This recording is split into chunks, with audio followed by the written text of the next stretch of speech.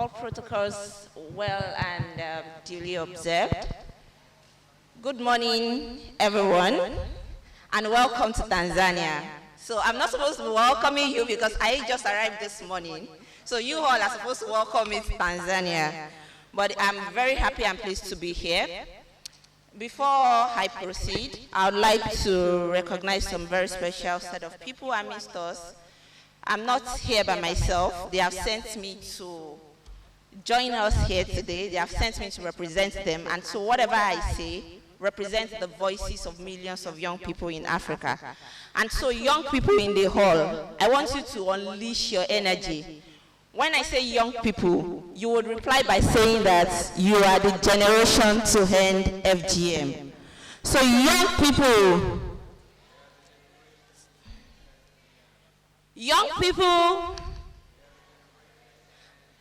I'm not getting, okay, so this mic is, I don't understand. Let me use another mic.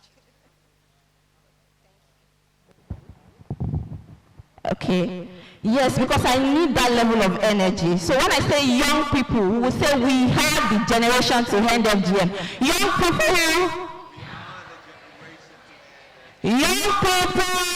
we have the generation to end FGM.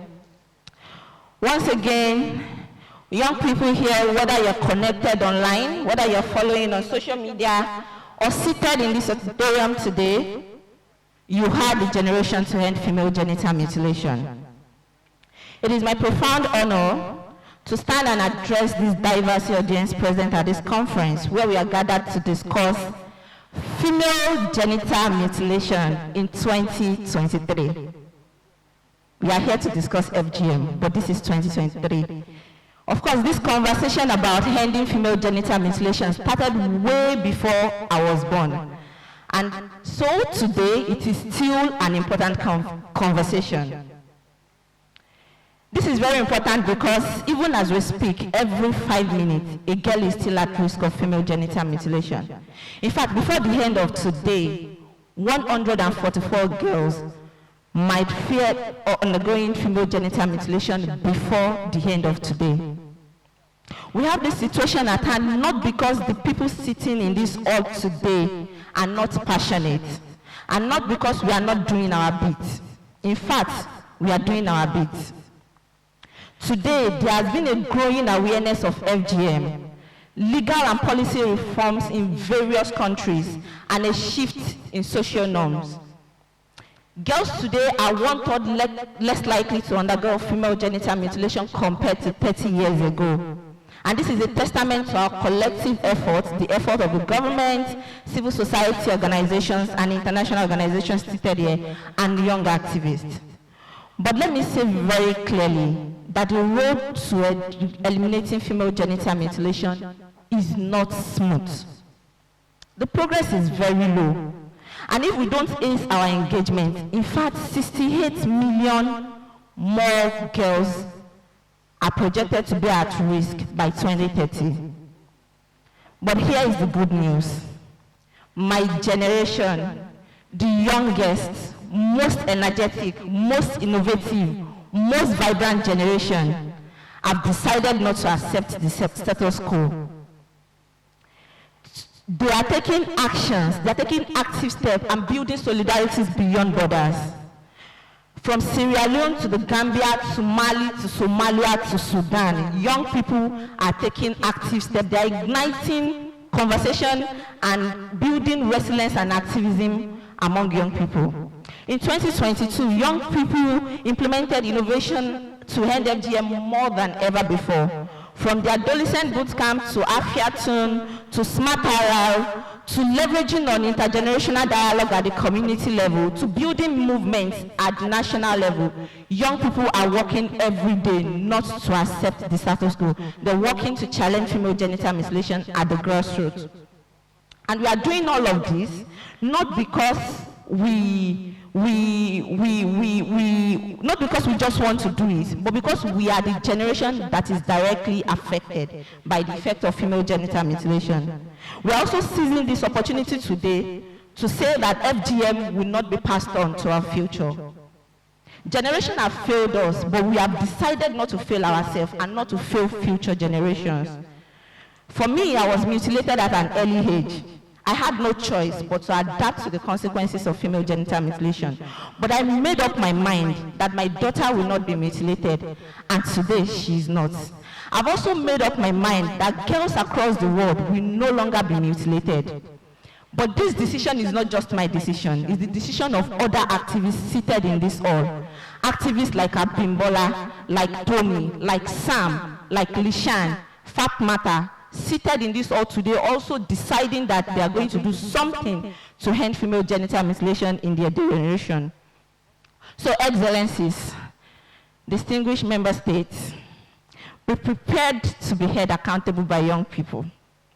Let me say it again. Be prepared to be held accountable by young people. And countries like the Gambia must immediately halt any efforts to backtrack on FGM advocacy. This is very, very important. FGM has no place in religion. It is totally different from religion, and this message must be unequivocal. It must be very loud and clear that FGM has no place with religion. Countries such as Mali, Yemen, Somalia, Sierra Leone must ban FGM outrightly without room for any political manipulation. The horror of FGM should never be an option for any girl. It is very horrible and it is very painful. It should not be made an option for any girl. We demand that all countries enforce strict laws, legislation, and penalty to end female genital mutilation. We are asking the donor community as well to establish a youth end FGM fund.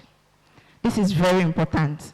This fund will focus on establishing and sustaining youth-led accountability mechanism and reporting system, while also strengthening youth movements. This is our ask.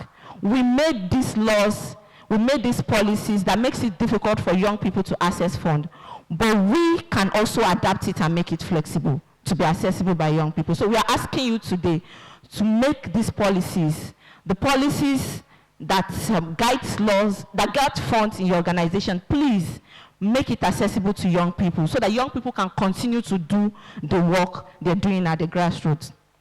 And let me also say this, that the next time this type of conversation is happening, we young people, we want to have our own private conversation. We want to have a separate meeting in form of a pre-conference to exchange knowledge, to exchange best practices, and to come up with very strong outcomes.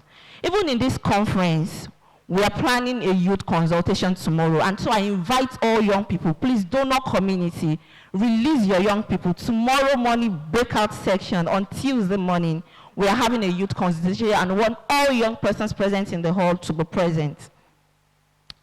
As I conclude today, I ask all young people in the hall, I know we've raised our voice, but I want us to stand up for recognition. Please, can we rise, all young people in the hall? If you're a young person and you're seated in this hall, please rise. Okay, thank you, thank you, thank you. Look at them, just look around you. See young people, look around you. Let me say to us that working with young people is not an option.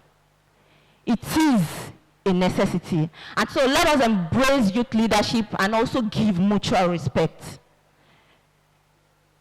Now, as I conclude, let us take a moment to envision a world free of female genital mutilation.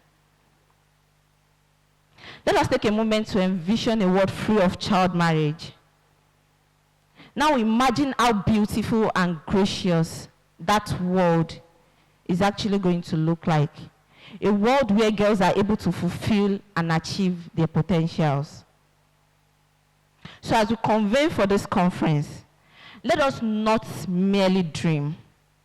Rather, let us create this world with young people at the center. With young people at the center is not just my word, it's also the word of the European Union Ambassador to Tanzania. Thank you very much.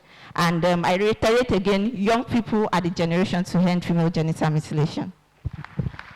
Asante sana, Dr. Costly. Thank you so much, a youth representative.